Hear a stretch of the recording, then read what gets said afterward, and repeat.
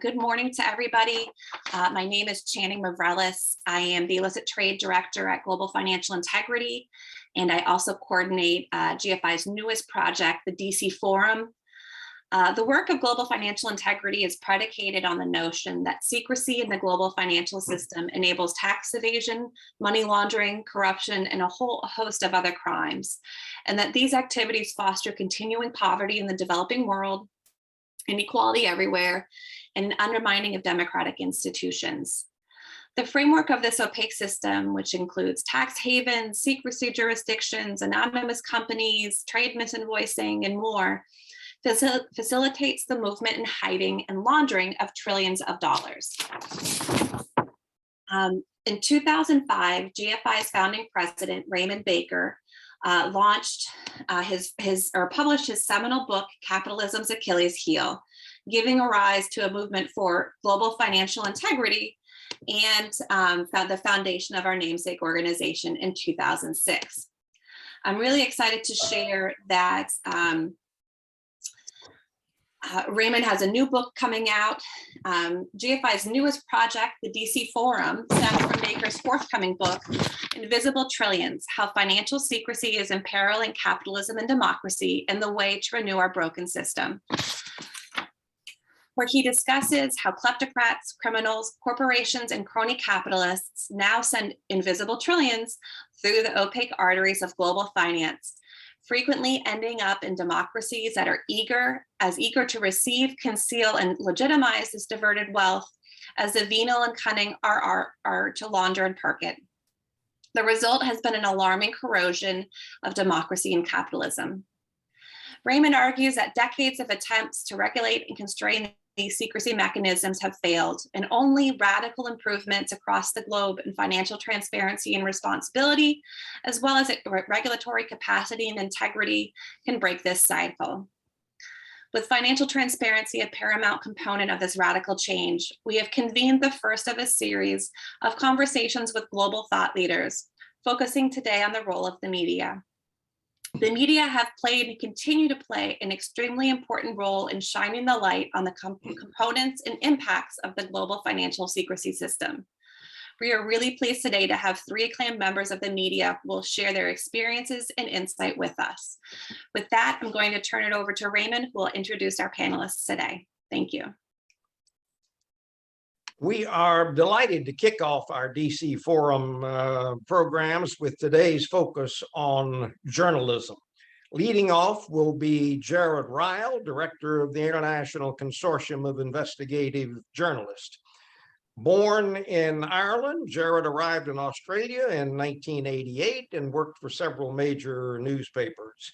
In 2011, Gerard was named director of the International Consortium of Investigative Journalists, which had been formed earlier by the well-known journalist Chuck Lewis here in Washington.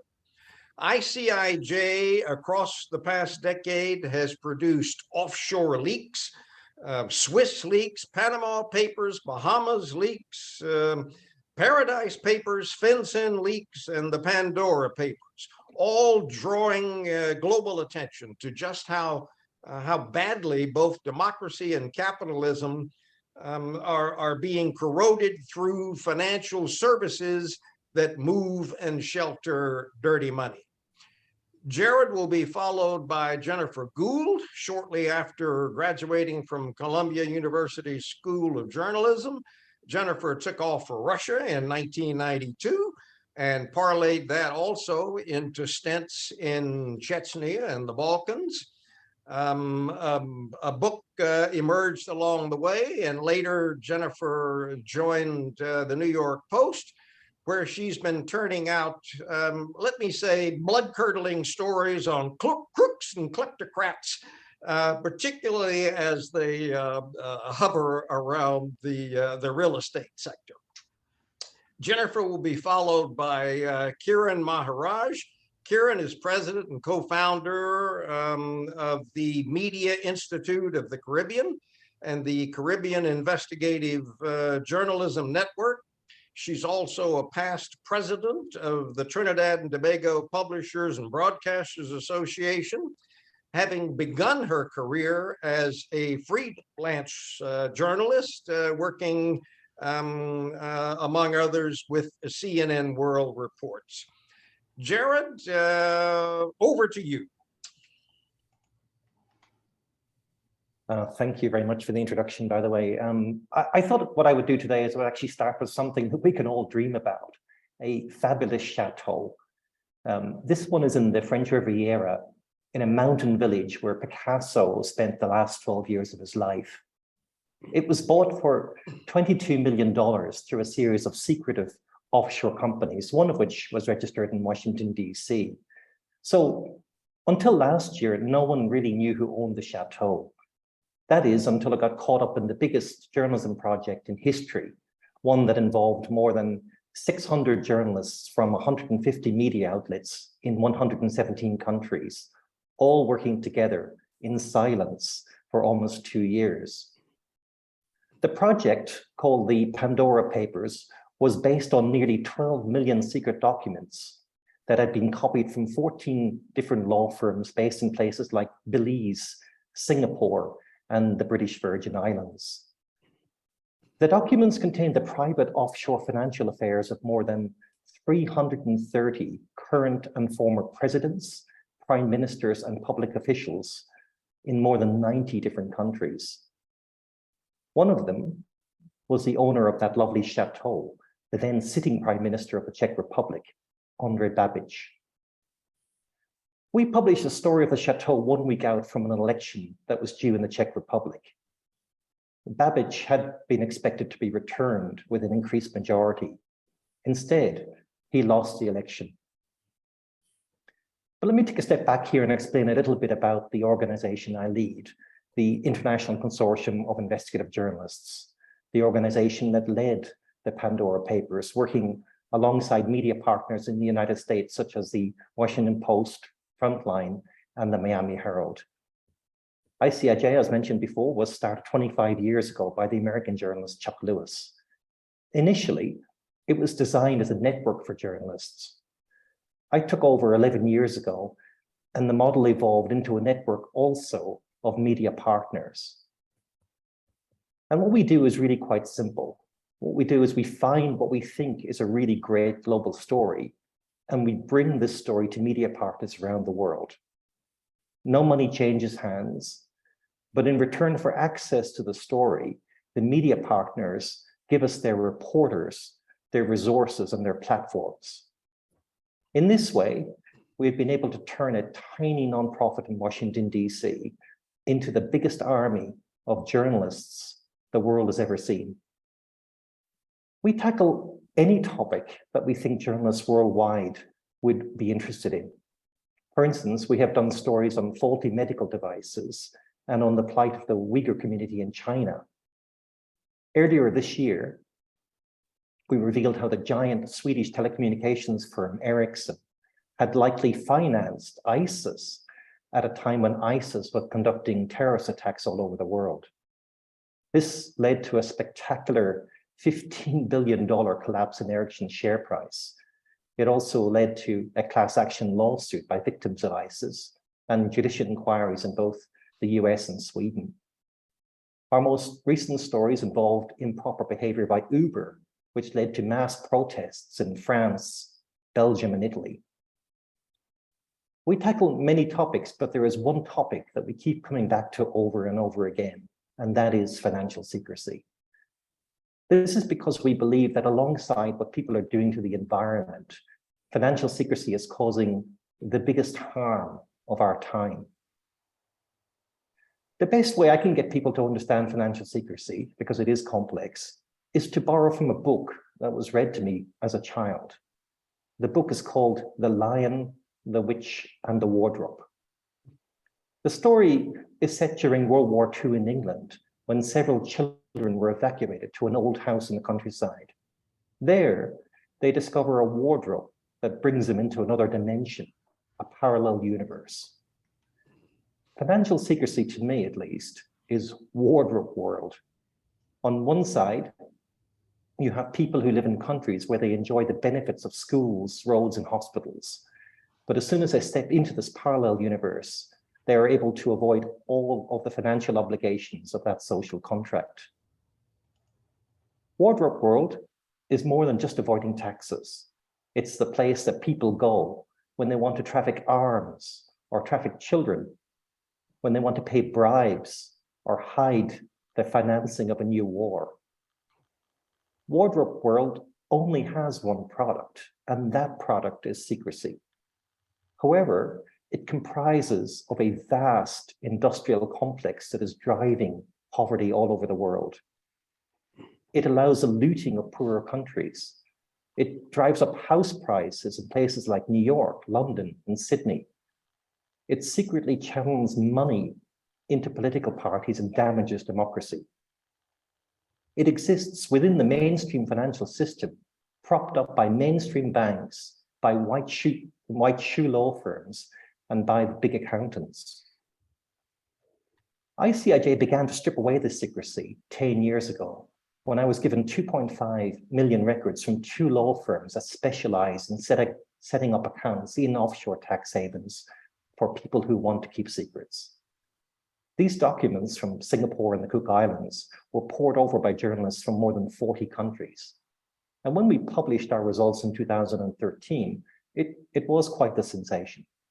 The French president declared the system needed to end. The then Prime Minister of Britain, David Cameron, vowed to name all of the true owners of companies being set up in Britain's former colonies, islands that so happened to be at the center of much of the activity.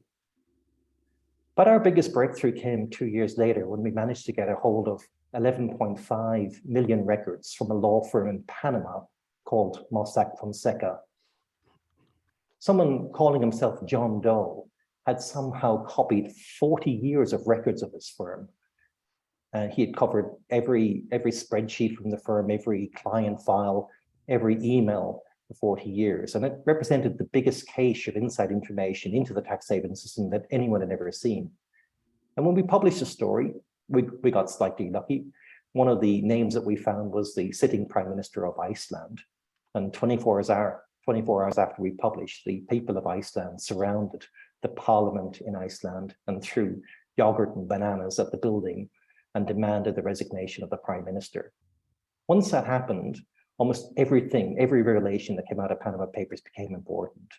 Eventually, it brought down 2 other world leaders.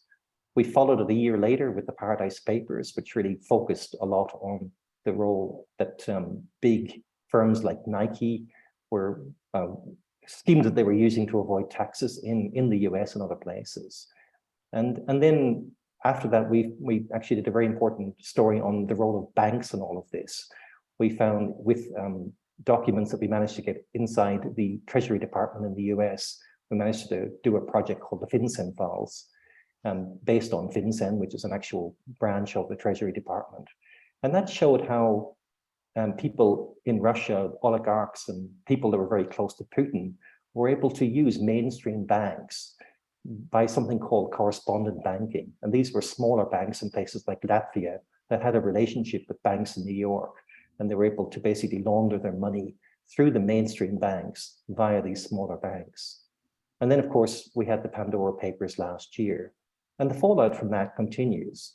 I mean, the Czech Prime Minister is now facing tax evasion allegations in France. But a lot of the information we brought out is still only being felt. And it was really only after the war in Ukraine that people realized how important the information we were bringing out. A lot of the oligarchs that you're now seeing having their yachts being seized was actually information provided by ICIJ. I think that the Ukraine war is actually a 9/11 moment here for this whole end of secrecy. It was 9/11 that really triggered the very first probes into secrecy, because after terrorists used the offshore world to basically attack the US government realized they were up against something very serious. And I think what we're seeing here with Ukraine is the financing of political parties in the UK, for instance, via offshore companies, is something that is now no longer acceptable. I'll conclude with one thing, and I think there has to be a global solution to this. I think what has to happen is that governments have got to follow the lead of the journalists and actually get together to work on this. And so we have a global solution to it. Thank you. Wonderful. Thank you so much, Jared. We're going to turn it over now to Jennifer Gould. Looking forward to hearing her remarks. All right, well, thank you all so much. Thanks to the DC Forum and Global Financial Integrity. I'm honored to speak after Jared. What he's done with his army of journalists is truly incredible. And I waited every time something was going to come out to read it and devour it and to see how we could dig in a little further in New York for stories that you broke. And it was incredibly powerful to see all the work you've done. So well done. My small contribution, if I can make one, would be to look at where this started or where it came from. We all know that financial secrecy isn't new. What is new is how it has been weaponized. And I believe that started with the collapse of the Soviet Union and even a little bit before that in the late 1980s. Like Jared, I also think not of the wardrobe world. I thought of Stranger Things and the Upside Down world, because it is a world that mirrors our own, but it's very dark and murky, and we need to bring things to the light. And I agree, 9/11 brought the Patriot Act and brought anti-money laundering regulations against banks, but there are so many exemptions that still exist to this day, whether it's real estate, which I cover for the New York Post, or whether it is private equity or hedge funds. There is so much money that is flowing through financial secrecy, and it is causing the problems that we see today. And I also hope that the war in Ukraine will be a watershed moment that will make us change. So I just want to start by going back to that time period, but first starting with some of the stories that were uncovered by the ICIJ. You know, we all know now of these stories of the King of Jordan, who likes to buy mansions in Malibu, or the Kazakh elite who love their London mansions. And of course, all of the oligarchs who we started to really think about once their properties and yachts and jets started to be taken away. So with the oligarchs, it wasn't just the chalets and the mega mansions in London and in New York, but it was also the way that they reputation laundered, sorry about that, via their toxic philanthropy, via sports washing, through buying soccer clubs, and influence peddling by entertaining Western politicians on their yachts while they're secretly investing in strategically important companies in the West and in political candidates, and openly funding top think tanks and elite colleges. And of course, as we also know, not everyone who engages in financial secrecy is a crook, but the system does hide trillions of dollars and money, stolen or not, that is not going to the tax authorities. By now, we also understand that corruption is not a one-way street. Corrupt elites don't just bankrupt their own nations when they stash cash in stable democracies. Instead, corruption strengthens autocracies abroad while it weakens democracy at home. Under President Biden, global corruption was elevated to a national security issue. And the behavior we once saw abroad is now mirrored here at home, where peaceful transitions of power, a pillar of our democracy, can no longer be taken for granted. Thanks to the ICIJ, we understand what world leaders and their elites do with some of their nation's pilfered assets. But how did we get here? To answer, I think we should go back to the twilight of the Soviet Empire. In January 1992, I quit the Philadelphia Inquirer and moved to Moscow to cover the collapse of communism. I thought I was covering an important political event, but not one that would become even more important 30 years later. But that's exactly what happened. Back in 1992, the West was euphoric with a single misguided narrative that the West had won the Cold War, that the steady march from communism to liberal democracy was inevitable, and that all people would benefit as factories and economies moved from guns to butter. Instead, fueled by Western financial gurus and get-rich-quick investors, a new oligarchy flourished under Boris Yeltsin. Without the constraints of communism, the vast wealth of Russia's oil, minerals, and metals, the country's patrimony, were there for the taking. Ordinary people lost their meager life savings, while new money flowed over borders to safe havens in the West, all thanks to financial secrecy. How did we get it so wrong? For me, the storyline started to bubble again during Donald Trump's improbable rise to power as Russia kept surfacing in the storyline. As a real estate reporter for the New York Post and as a Village Voice reporter before that, I had spent some time with Trump over the years. I first interviewed him in the 1990s in his office upon his return from a trip to Russia. I also want to stress that the problems we're facing today happened over this 30-year period when both Democrats and Republicans were in power. The morning after Trump won the election, trying to make sense of it all, I decided to give General Oleg Kalugin a call. He was Vladimir Putin's handler in Russia and someone I had known in Moscow before he defected. 25 years after the West won the Cold War, it felt like we were slipping back into what I called an upside down world. Jennifer, Kalugin said, that's because you're thinking about it all wrong. The West never won the Cold War. The Soviet Union collapsed because of its internal problems. The Soviet leaders saw the future writing on the Berlin Wall. And so, in the twilight of the Soviet Empire, the KGB started to prepare for its loss and its future comeback, using capitalism as its secret weapon. Today, Raymond Baker talks about how capitalism and democracy have become decoupled. I couldn't agree more.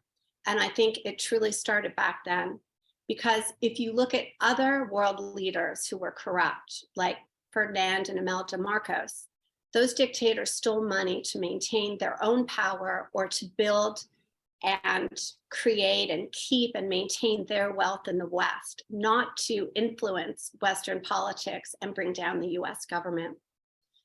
Another conversation I had back in the 1990s in the early days illustrates this scene. It was inside the former dacha of Vladimir Khrushchev, one of the last KGB leaders, the second last KGB leader, who helped spearhead the coup, the failed coup against Mikhail Gorbachev in August 1991. The dacha was then occupied by an eccentric young Russian named Dmitry Yakubovsky, known in the Russian press as General Dima. Yakubovsky helped his Soviet mentor sell off Soviet military assets left behind in Eastern Germany after the fall of the Berlin Wall. He also worked for Sibeko, one of those companies that the KGB set up during the Soviet Empire's last days to smuggle out natural resources and Communist Party money out of the Soviet Union and to even finance a sort of Communist Party in exile until they could bring back one of their own, a KGB lifer. Does that sound familiar? The money was laundered through Western banks with the help of Russian organized crime networks. As reformers under Boris Yeltsin grew stronger, the KGB was broken up, although it kept growing in the dark. Meanwhile, in broad daylight, corrupt privatization schemes transferred Soviet assets from the state to a small group of oligarchs who acquired their holdings through fraud, through rigged elections, through violence, bribes, even murder, and sweetheart loans. We all know their names. Western advisors were in Moscow at the time. They were supposed to help Russia transition from communism to capitalism. Instead, some of them, at the time I called them American Ivy League gangsters, improperly teamed up with budding oligarchs and personally profited from their government contracts. The US government ended up suing some of these people and Harvard for $120 million for breach of contract and fraud, and they ended up settling out of court. Russians were left with a terrible distrust of capitalism, which they saw as corrupt. Reactionary forces grew. The oligarchs put their money and expertise behind Boris Yeltsin, and he actually won the 1996 election. So then we go through all of the 1990s, and these Russian oligarchs and their Western partners really sucked as much out of Russia as they could, billions of dollars in capital flight a year. At the same time, Putin's power grew, first in St. Petersburg and then in the Kremlin. The West said nothing. Democrats, Republicans, every country, nobody said anything. America had its own generation of robber barons. A Western diplomat told me at the time, this will also pass. But it didn't. Russian oligarchs took that money and built their castles outside of Russia. They educated their children in the West. They got their medical treatment in the West. And they even used Western courts to resolve business disputes that they had within each other. And throughout this time, corruption continued and it became a way of life, but it also became a political tool. Back then in the 1990s, corruption still had the power to shock. Careers were made and lost thanks to corruption. During the standoff between Yeltsin and his parliament during the 1993 parliamentary rebellion, the vice president actually lost power because of corruption. Suitcases worth of evidence brought by Yakubovsky, who had been taping a lot of calls and a lot of documents in suitcases. Jennifer, just a quick, could you maybe one more minute? Sure, absolutely. So Putin's rise to power was seamless, and he was able to use corruption to stop people who were against him. The oligarchs got in line. Even Yeltsin resigned on the promise that he would not be tried for corruption. And we really just learned that corruption didn't shame Putin. It empowered and emboldened him. And it didn't wear off. Like wealth itself, it passed from one generation of corrupt oligarchs to the next, who could become even more corrupt. And this is one of the thoughts I wanted to leave everyone with, that there was a new generation of Russians, the children of these oligarchs, who were educated in the West. They went to New York City private schools and Ivy League universities and similar educations in Britain. And we thought that they'd join the democratic system. And instead, many of them were recalled by their parents to go back to Russia. I don't think that they'll face conscription for Putin's disastrous war in Ukraine.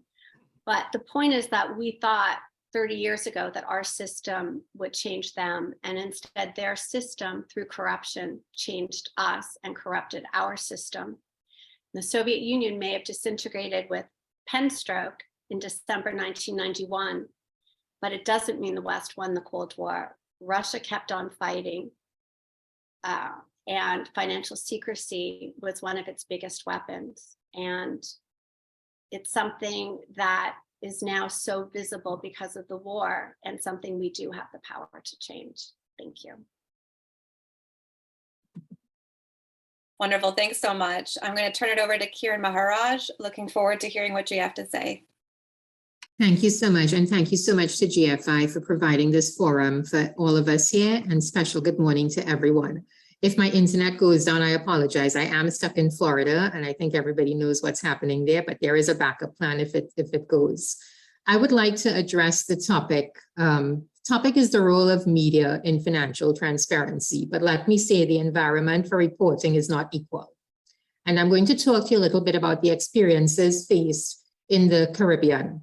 We all have heard of Panama Papers, and if you saw one of the movies, you would see that it goes into what is a paradise island and starts in St. Lucia, and that's where the secrecy begins to unfold. The media really is a watchdog of corruption. We have to dig deep. We have to peel back the layers. We're there to monitor and report on the weak links in the system. We're there to provide perspectives from different experts on what can be done to change the framework for what can be betterment. We're there to promote integrity. So the media is the communication bridge. We provide the public forum. But what do you do when you don't have all of the tools? 85% of journalists in 16 Caribbean countries said that access to information and the free flow of information was their biggest challenge. Many times, my colleagues outside of the region ask me, why isn't there more investigative reporting? And the answer is always twofold. One, because the journalists are too smart, or two, because they're too scared. The truth is, we live in very small societies where everyone knows everyone. So the level of investigative reporting is difficult for us. That's why Media Institute of the Caribbean was started. It was started to build the capacity of journalists in the region, to encourage trust and build a network pretty similar to what ICIJ has done. And when we trained up the first group of specialized reporters, what happened was they went back to their media houses, and some of the newsrooms didn't want to give them the support to do some of the storytelling. And that's what led to the formation of the Caribbean Investigative Journalism Network, CIJN.org. So there is that challenge, but there's also the challenge of the lack of proper legislation in our region. There is a lack of whistleblower legislation. There is a lack of freedom of information and access to information. Where is the procurement legislation that should exist? What about data protection acts where there are no exclusions for journalists? If we don't have the framework, then we can't do what we have to do in the best manner possible. You have a lot of self-censorship in my region. We just don't have options. You also have the issue of media capture. When we talk about influencers, we have to remember it's not just political influencers. It's true that in our region, about 50% of ad revenue at many media houses comes from the government. But then you also have key advertisers who have their links. And what do you do when they come to you and say, if you report that story or say that, we may have to reduce our spends? Those are some of the realities faced by small media outlets in the developing world. CIJN brought to the fore several stories, including the issues of bilateral agreements. There is a Belt and Road Initiative, but the publics don't understand what the contract deals are because they don't know. We had the unfulfilled promises of PDVSA in our region. We saw that in Trinidad and Tobago, which still holds the highest per capita recruitment for ISIS, that there was money laundering. There was illicit financial flows involved. We see Ponzi schemes that are ongoing, where members of the public get involved and these scammers steal what amounts to millions of dollars. We've just concluded our citizenship by investment programs. And in doing it, we wondered why there were so many unnamed individuals. And when you dig a little deeper, we could actually create a rogues gallery, which we did. We looked at real estate investments, and I heard Gerard mention Belize. We actually had to step back from some stories because our journalists were threatened. But you see buildings going up and you see luxury estates being advertised. But what happens? They go defunct, and then somebody else starts it and they go defunct. We don't know why. We don't have open sources of data like most other parts of the developed world. If we want to know if a company is registered, we have to literally go into a company's registration office and spend a day, days, weeks, maybe even months. When we file for freedom of information requests, we're very often turned back, sometimes with no real reason. We have the issue of offshore banking, and while I think that the region has gotten a bit better at it, it still remains an area that is gray. We've all heard of Cambridge Analytica. Well, they've been involved in elections too in our region. So what are the prerequisites then for transparency? It involves the professional and ethical skills to be developed among journalists. We have to have media independence with less risk of media capture, less dependence on government revenue. We have to have an accessibility to information. We have to encourage that there be sources of data that are open to the public. We have to be able to attain the information. If you ask about trending solutions, I think it's great that so many nonprofit news entities have come about. In our region, there are just two. CIJN is one of them, because the issue of media viability is real for us. There is a need for journalism support. We don't have anything in place yet, the way that the US is pushing for the Local Journalism Support Act. But those kinds of structures are very necessary if we have to do what we have to do in terms of reporting on illicit financial flows. There has to be greater cross-border collaboration. We don't live in bubbles anymore.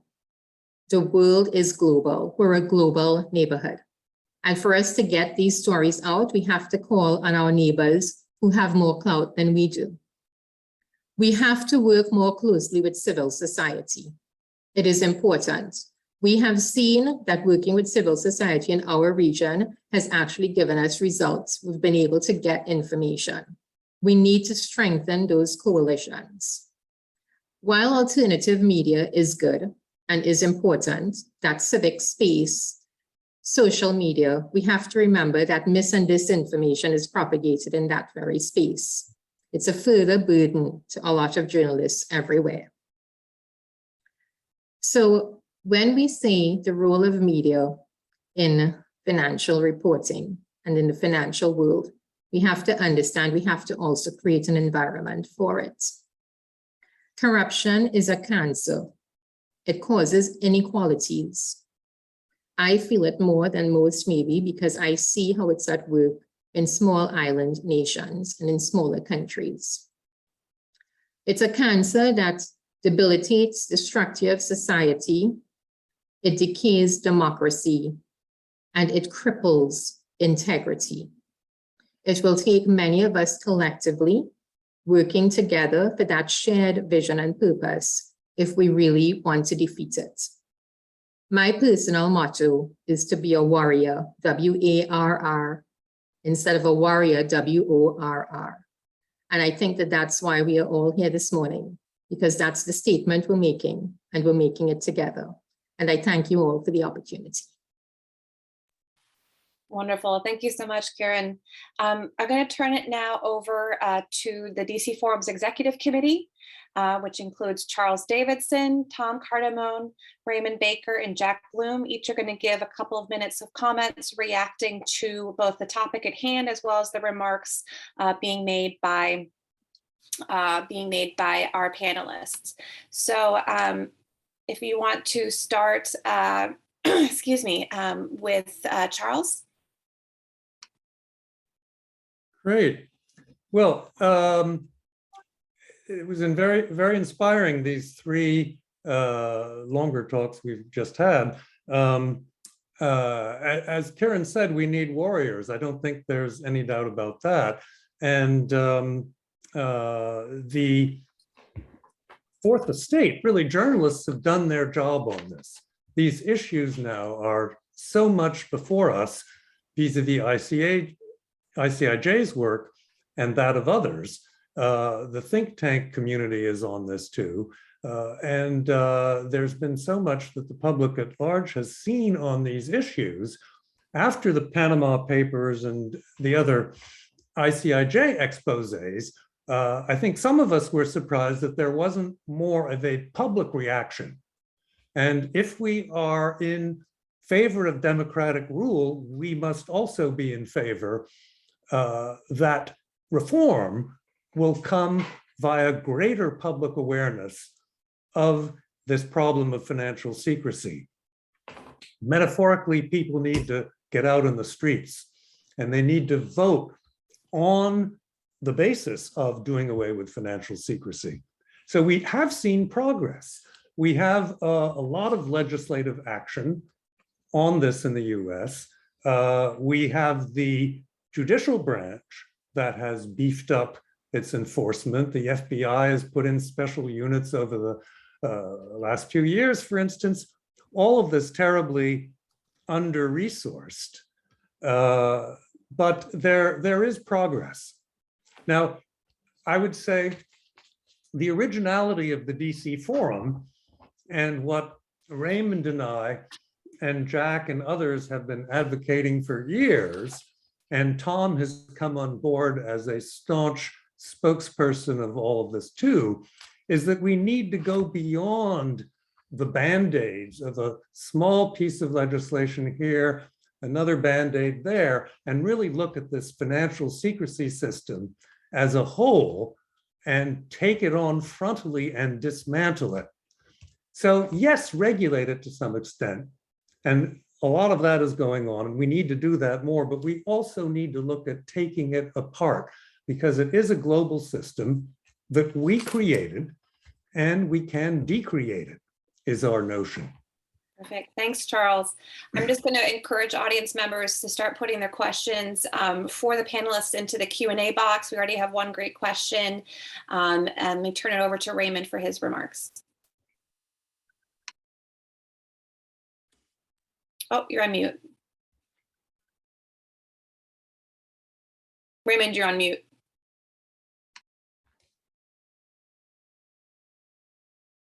And I didn't do that.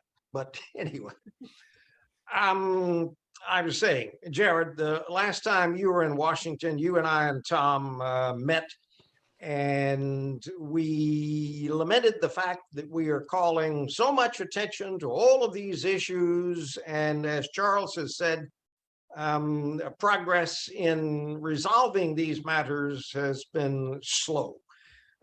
There are literally dozens of organizations focusing on whether it's corruption or crime or kleptocracy or tax issues or human trafficking or what have you. And I think the conclusion that came out of that meeting led me to write my next book and led us to form the DC Forum. Let's be clear, DC does not stand for the District of Columbia. It stands for democracy and capitalism. What we're trying to do in the DC Forum is to elevate the issues that we're talking about to a higher level.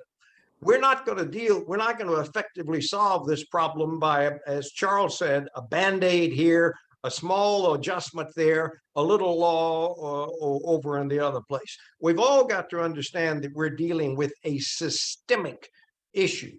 It took about 30 years for the climate change issue to get into the global consciousness.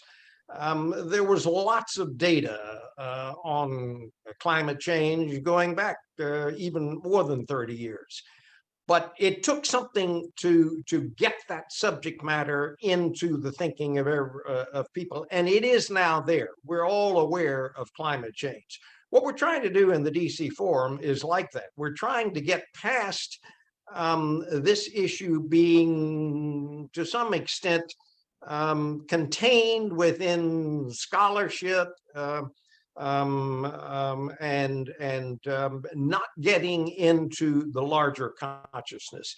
That's the purpose of the DC Forum, and we're going to be sticking with this issue for a long time. Thank you. Great. Thank you so much, Raymond. Jack, over to you.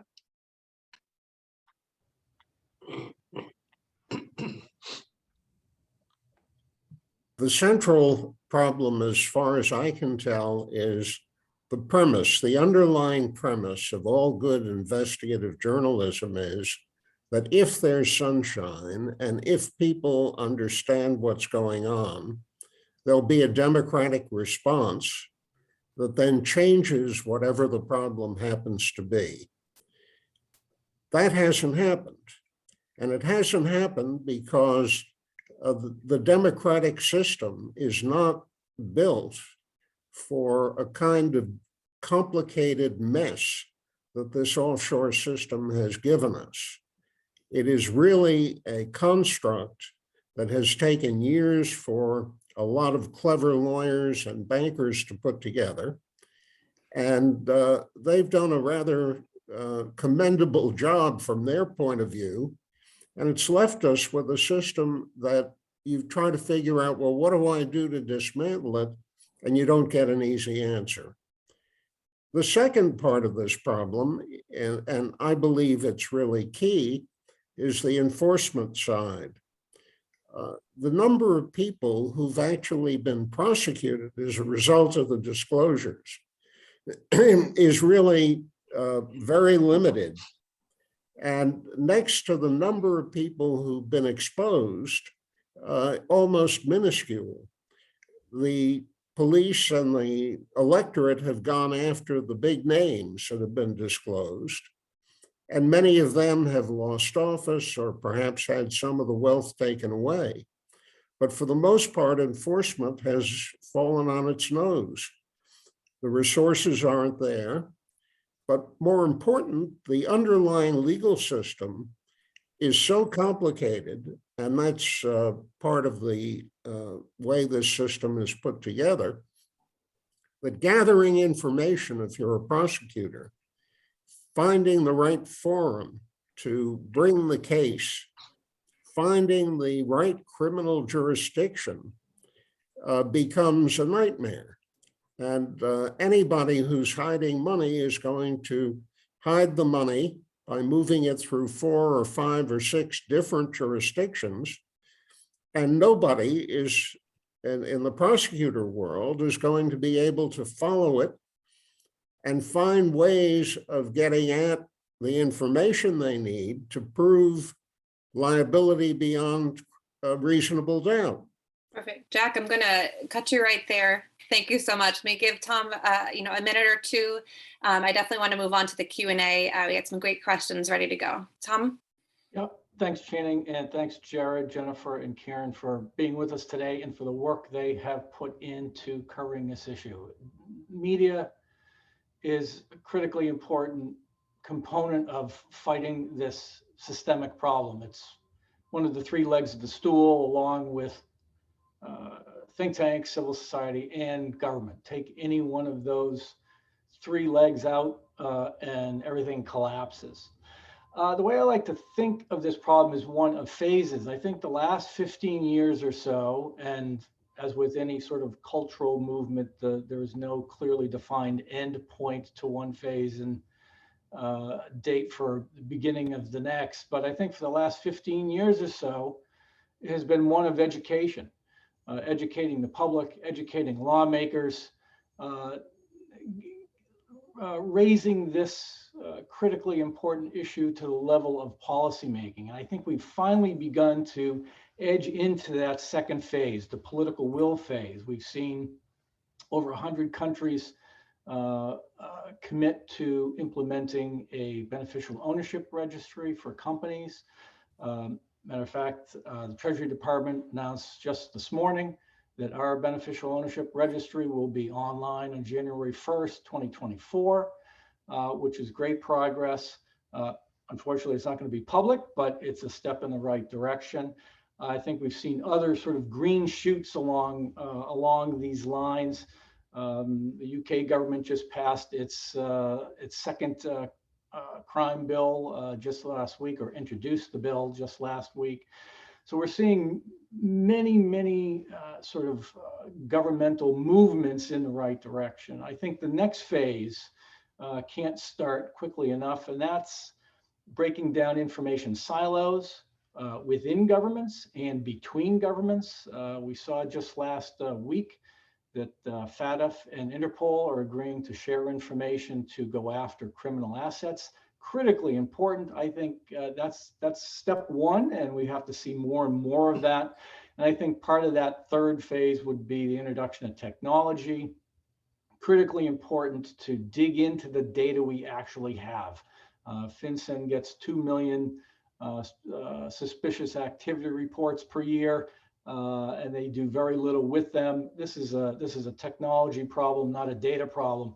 And I think blockchain can be brought into this. Artificial intelligence and pattern recognition can be brought into this.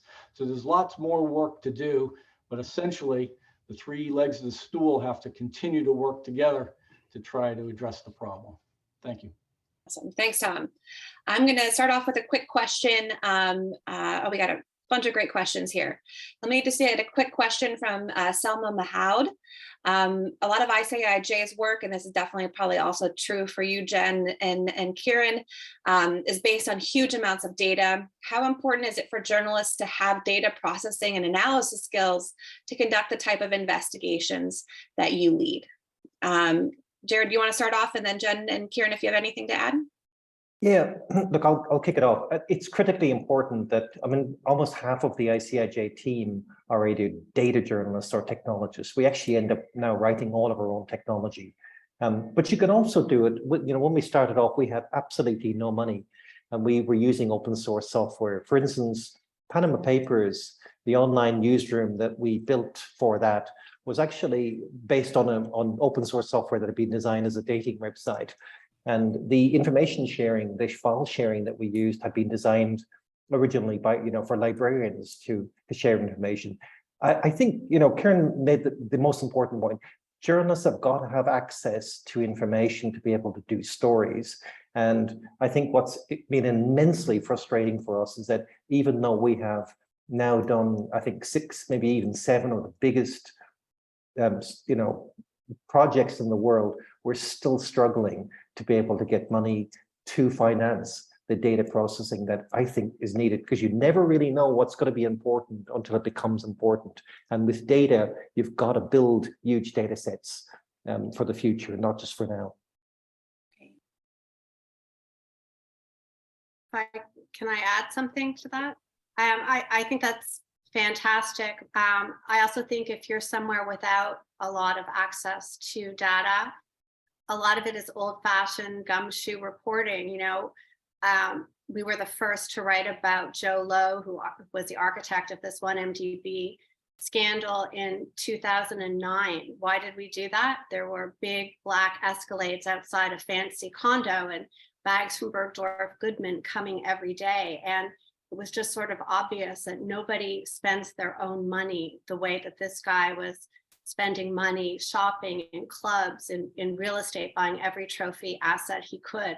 So a lot of it is just like what you observe as a journalist, who you talk to, cultivating your sources, and you can get very far and then hopefully team up or partner with people until you do have access to the data you need. But there's a lot you can do just from street reporting and cultivating sources of old-fashioned journalism.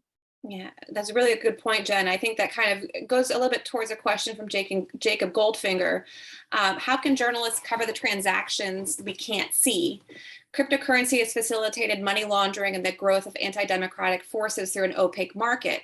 The art market, for example, has been a haven for money launderers. Most journalists do not have the resources to pierce the veil.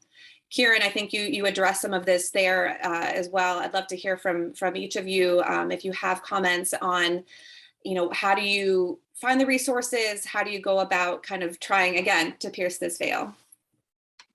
Yeah, in our scenario, we have a lot of that, right? We have the leads, but nobody's going to openly talk about it. So it's really left up to the journalists to hit the ground and start asking some questions and piecing together things. And that's the only way we could do it. Our problem will always remain the access to information. So sometimes you get a name and they're linked to this business or to that individual, and you start doing things like following social media accounts, going to where these people might hang out, and you try to piece it together bit by bit by bit, the old-fashioned way.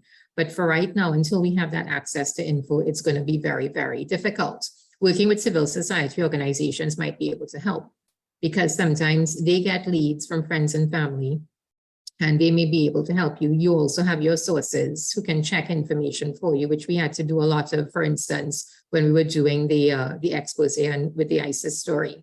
And that sometimes helps, and you're able to create the links yourself and piece it together. Gerard, do you have something to add? Oh, I was just going to add that one of the biggest stories that came out of the Pandora Papers was actually the looting of artifacts, artworks, particularly from Southeast Asia. And I'm very pleased to say that now some of that artwork has been returned. And some of it ended up in places like the Metropolitan, the Met in New York. They're the most famous, museum in the world, had inadvertently, obviously, or deliberately bought these antiquities and now they're having to return them. And I think that's really good. I do think, though, that like from a journalist's point of view, there will always be somebody out there who knows more than you. And what you have to do is let them know that you're willing to actually listen to them. That's an excellent point. I'm going to go to a question from Roy Cullen. This is something I'm kind of curious about too. He says, my colleagues and I at the Global Organization of Parliamentarians Against Corruption offer and counter cynicism. I know I'm a little guilty of this sometimes too. Corruption is endemic. It is a cultural phenomenon. It is here to stay. Is there a role that media can play to break this cycle? And I'll add on too, since we're talking about this financial secrecy system, I think a lot of times the system can seem quite far removed from the average citizen in terms of impact. So how can the media make the connection on how the financial secrecy system impacts kind of the average citizen, so that you can mobilize more, push from the community at large versus just relying solely on policymakers as well?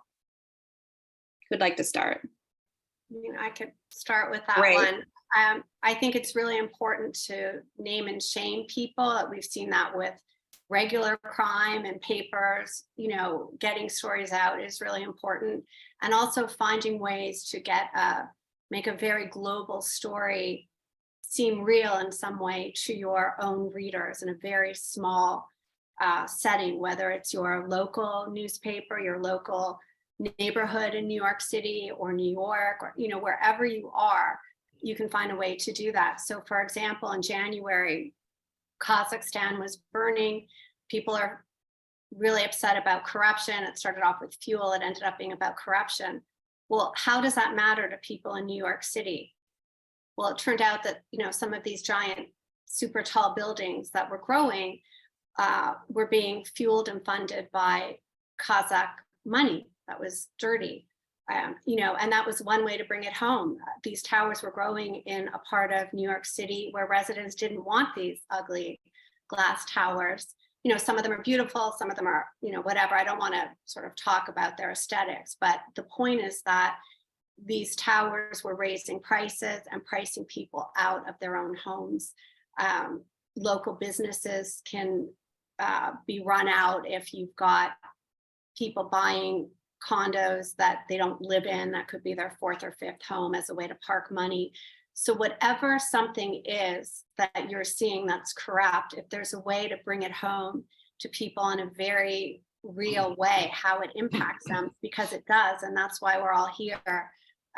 I always find that really helpful.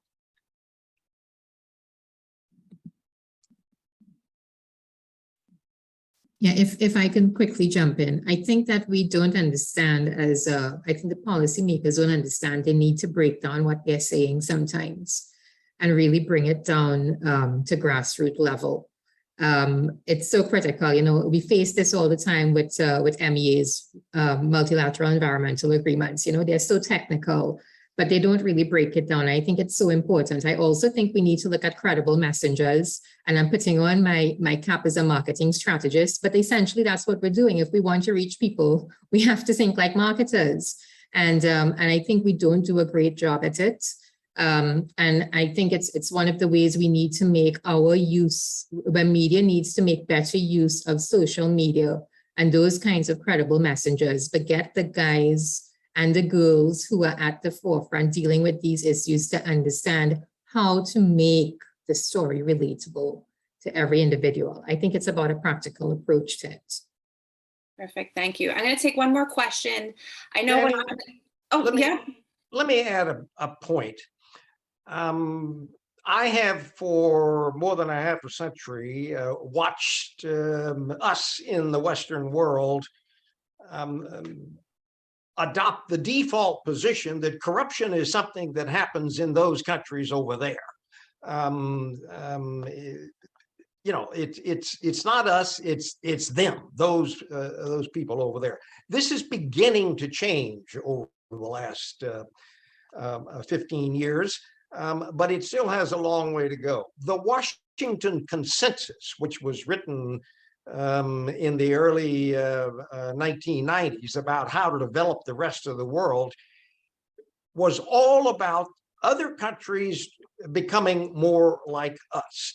There was not a single element of introspection in the Washington consensus to suggest that we need to make some changes. This is the dynamic that we're all now working to change. Jared doing a brilliant job, Jennifer, Kiran, but this is the breakthrough that we need to make to drive home the point that we are in the middle of this systemic process that is undermining other countries, more fundamentally undermining democracy and capitalism. Very good. I apologize. We've hit the hour. What I'd like is we weren't able to get to all of the questions.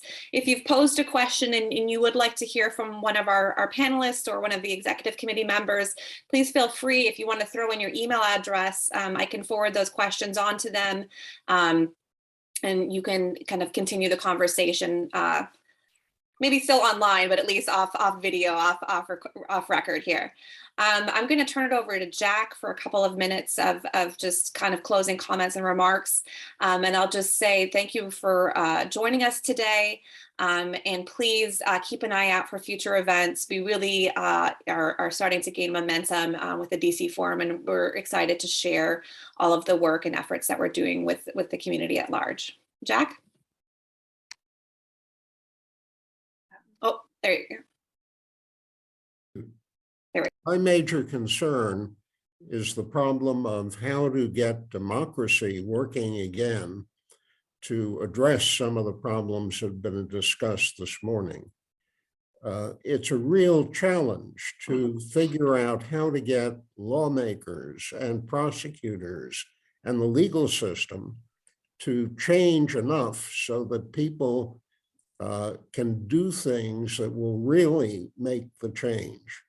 And I'm talking here about legal cooperation, prosecution. Our Supreme Court has all but done in corruption prosecution. A governor of Virginia took money like crazy, and the Supreme Court held unless the prosecutors could show a direct quid pro quo, there was no case to be made, and his prosecution, his conviction was reversed. That's the most simple case. But the next problem is, with all of the disclosure we've had, the number of times IRS has been able to actually prosecute someone and recover the money is almost infinitesimal next to the amount of disclosure.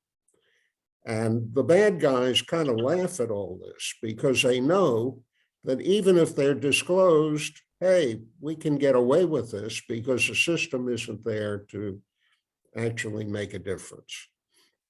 My point has to be, what are we going to do to get democracy working to the point where people say enough is enough, and we're not going to tolerate halfway measures or cosmetic changes, that what we really have to do is fundamentally dismantle the system and go after the people who are its prime users and the people who are really undermining the economic security and prosperity of the countries they're operating in.